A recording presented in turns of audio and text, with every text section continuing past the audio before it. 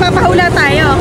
Ako sino makahula ko na magkano kami? May 1,000 pesos. So ayan mga mi, ang makahula meron 1,000 pesos. Bali tapos na kasi itong pantry kaya sisimulan ko na itong punuin. Dito ko nga napili mag-grocery sa SNR dahil balita ko naka-sale sila ngayon. Kasama ko pala si mama, mga kapatid ko at itong mga baget. Kaya tara, samahan nyo kami at tignan natin kung marami nga bang naka-sale. Medyo maraming tao ngayon, siguro nagre-ready sila sa parating na Pasko. Kayo mga mi, magkano ang budget nyo tuwing nag-grocery kayo? Ang mahal na ng mga bilihin ngayon no, sa 1,000 nga napaka-konti na lang ng mabibili. Kaya tara, tingnan natin kung ano yung sale dito. Dito nga kami unang napunta sa mga kailangan para sa bathroom. Marami ditong brandang shampoo, sabon at toothpaste. Pinasakay ko na nga si Ate Talia sa cart para siya yung mag-aayos. Mana kasi sa akin yung bata na yan, mahilig mag-organize. Pagdating naman sa sabon, ito yung ginagamit namin, itong Heno de Pravia. Pagka hindi kami napuputang SNR, okay na sa amin yung Safeguard. Nakasale pala ito ngayon, kaya kumuha na ako ng 6 packs. Ito pa isang ginagamit naming sabon, itong Iris Spring. Nakasale din to, kaya ayan, kumuha din ako ng isang pack. Kumuha din ako nitong oil para sa mga bata, dahil hanggang ngayon nag-oil pa sila bago maligo. Nakakatuwa nga itong si Ate Talia, dahil isa-isa niya yung ninaayos sa pushcart. Sabi ko nga, mamaya pag uwi namin, tulungan niya din ako mag-arrange doon sa pantry. Kumuha din ako nitong Evian Facial Spray. Maganda to guys kapag dry yung skin nyo, nakaka-moisture siya. Spray ka sa mukha mo.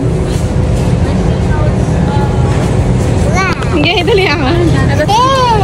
Nabudol pa nga ako ni Ate Talia dito sa Squishmallow na to. At tingnan nyo naman at napakasaya ng bata. Silang dalawang magpinsan na ako, kinokolek nila yan. Lip balm to guys sa pambata talaga. Akala mo naman talaga gagamitin, pang di-display niya lang yan. Kinuhanan ko din yung dalawang bata nitong Bite Black. Kaso hindi siya nakasale kaya dalawa lang yung kinuha ko. Para naman sa sabon ng mga bata, itong Aveeno yung naghiyang sa kanila. Bali wash and shampoo na nga to. Kaso ito lang yung pinagsasabon ko sa kanila. Ang nagustuhan ko kasing amoy para sa shampoo nila is Johnson. Kahit anong flavor doon basta Johnson, ang bango-bango. Ewan ko kung ako lang o pati kayo, pag isang brand ng shampoo lang yung gamit ko, nag-oily yung hair ko na para bang ang lagkit-lagkit. Kaya ito talaga yung kahinaan ko, yung bumili ng maraming brand ng shampoo para araw-araw iba yung gamit ko para hindi mag-oily ang aking hair. Nakakita din ako dito ng napakalaking cream silk. Diyos ko, pang isang buwan ko na ata to. Ito yung sinasabi ko sa inyong gustong-gusto kong shampoo para sa mga bagets ko, itong Johnson. At naka-jackpot nga tayo dahil naka-buy one take one to ngayon. Pagdating naman sa toothpaste, itong Colgate na triple action yung gamit namin. Naka-discounted price lang siya, kaya ayan, kumuha na ako ng 6 pieces. Nagagalit na nga itong taga-ayos ko dahil ginugulo ko daw yung mga naayos niya. Itong mga toothbrush din pala naka-sale, kaya kumuha na ako ng pang-stock namin at para din sa mga bata. Ay, galing ayos na ayos ah. Para may tindahan ah. Dito tayo. Talia oh. Yan. Cornflakes. Talia, pili ka na dyan. Cornflakes.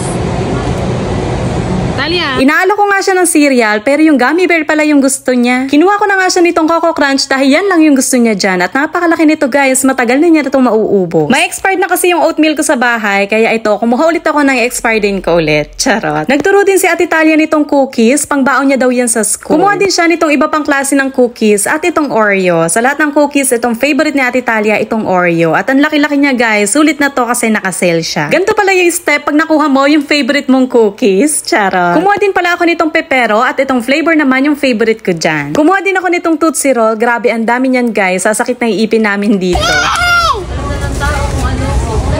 Pagdating naman sa chocolates, pili lang yung gusto namin. Una na nga dyan itong M&M's na walang nuts, itong almond at itong kisses. Kumuha na din ako nitong fresh milk. Panlagay naman ni Ate Talia yan sa kanyang Coco Crunch. Ito namang sausage, hindi siya nakasale, kaya kumuha lang muna ako ng isang box. Kumuha na din ako ng Prem at yung original flavor yung kinukuha namin para hindi siya masyadong maalat. At kumuha na din ako ng 2 box na itong corn beef. Masarap itong corn beef ng Delimundo kaso masyado nga lang siyang ma-oil. Masarap din mag-stack ng mga dilata sa pantry, lalo na kapag wala akong maisip na ulam. Diba? May madudukot ako. Ito naman Samyang, alam nyo na favorite ko yan dahil palagi ako nagluluto niyan. At ang pinakagusto ko nga dito is itong carbonara at cheese. Kaso nga lang wala ditong cheese. Kumuha na din ako ng isang box itong Nutella. Kung nagtataka kayo bakit ang dami kong kinukuha, yung iba kasi dyan ipapamigay ko sa mga followers ko. Ipag-grocery ko kayo sa pantry ko, kaya mag-abang-abang kayo mga mi. Simula nung na-try ko itong mayonnaise na to, ito na yung nagustuhan ko. Itong QP or QPI. Kumuha nga din ako nitong oil spray. Nakikita ko kasi sa iba pan, ayaan yung pinang-oil nila sa air fryer. Kumuha na din ako ng ketchup at olive oil. Grabe talaga dito sa SNR, ang lalaki ng mga packaging nila. Kumuha na din ako nitong sriracha dahil spicy food lover kami ni Daddy. Halos lahat nilalagyan namin talaga ng hot sauce. Kapag napunta din kayo dito sa SNR, itry nyo din itong sweet chili dipping sauce ng Sure. Ay grabe guys, napakasarap niyan. Gusto ko bago kami lumipat, puno yung gamit sa pantry at sa kusina dahil doon ako palagi nakatambay. Kaya itong mga pinagkukuha ko, yung alam kong kailangan lang sa pantry at sa kusina. Dahil meron naman ang gamit sa bahay, yun nga lang hindi pa kompleto. Pero nakakatuwa dahil yung iba doon ay bigay lang, galing ko lang. Ultimo itong diaper, hindi na ako bumibili niyan dahil maraming nagbibigay kaya maraming salamat sa mga nagtitiwala sa akin. Kumuha na din ako ng isang pack nitong tissue at itong seaweed. Pagdating naman sa softener, ito yung ginagamit namin, itong Vernel. Ang bango-bango niyan. At sa liquid detergent naman, itong Tide. Pagdating naman sa dishwashing liquid, ito yung ginagamit namin, itong Zip. Tipid kasi siya dahil malaki na, mura, tapos mabula pa. Kumuha na nga ako ng 4 pieces dahil araw-araw ako nagluluto, so araw-araw din akong maraming hugasin. Mahulaan nyo kaya ako nakamagkano ako sa pinamili ko ngayon? So ang makahula, merong 1,000 pesos. Kaya hula na mga mi!